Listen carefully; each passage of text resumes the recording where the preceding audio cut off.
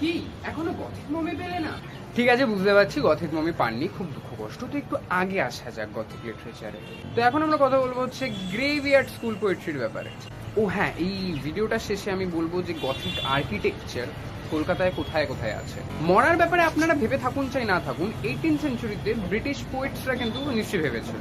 নাম থেকে বোঝাচ্ছে গ্রেভইয়ার্ড মানে কবরস্থান, এইসব ব্যাপারে কথা আছে এখানে। এই গ্রেভইয়ার্ড স্কুল পোয়েট্রির যে ট্রেন্ডটা বা যে জনরাটা ইন্ট্রোডিউস করেছিল, অ্যাকচুয়ালি ইন্ট্রোডিউস না, আমি বলবো হচ্ছে যেখান থেকে আর কি ইন্সপিরেশনটা শুরু হয় সেটা হচ্ছে রবার্ট ব্লেয়ারের দ্য গ্রেভ থেকে। এই পোয়েমগুলোর টপিকটা কি হতো হচ্ছে স্যাডনেস, মেলানকোলি মানে স্যাডনেস, যাই হোক, কাউকে হারানো, মরে যাওয়া, আফটার লাইফ, দুঃখ কষ্ট বেদানা, এইসব নিয়ে।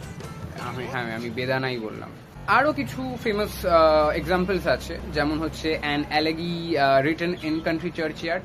18th সেঞ্চুরিতে কিন্তু পোয়েট্রি একটু ধার্মিক টাইপের ব্যাপার স্যাপার নিয়ে বেশি হতো, কিন্তু এই সময় এই যে মরা নিয়ে পোয়েট্রি, এগুলো পোয়েটসদেরকে বেশ অ্যাট্রাক্ট করে। তো একটা ট্রেন্ড ওঠে, যেমন গথিকটাও একটা ট্রেন্ডই ছিল বলতে গেলে, সব কিছু একটা ট্রেন্ড।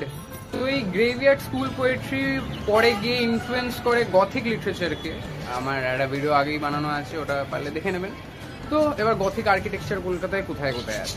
একটা তো বিভৎসই ফেমাস আমাদের সেন্ট পলস ক্যাথিড্রাল চার্চ, আর একটা হয়তো সচরাচরভাবে মাথায় আসবে না, বাট দেখলে হয়তো বোঝা যেতে পারে, যেটা হচ্ছে কলকাতা হাইকোর্ট। হ্যাঁ, তো যাই হোক, এরকম ভিডিওর জন্য ফলো করতে ভুলবেন না, কারণ আমার জ্ঞান দিতে খুব ভালো লাগে। আর একটু লাইক কমেন্ট করে দেবেন। Tata, bye. ওয়েট এক সেকেন্ড। আমি এই ভিডিওটাতে যেহেতু এআই জেনারেটেড ভিডিওস ইউজ করেছি, আমার স্যার বলেছিলেন যে তার বন্ধুরা নাকি সেন্ট পল সেমেট্রিতে গিয়ে গ্রেভইয়ার্ড পোয়েট্রি পড়তে। আমি ওই ভিডিওটা বলি জেনারেট করতে, ভাই এআইটা কি জেনারেট করেছে ভাই, মনে হচ্ছে ভূতটা এক্ষুনি আমার, মানে যাই হোক, বাদ দিলাম।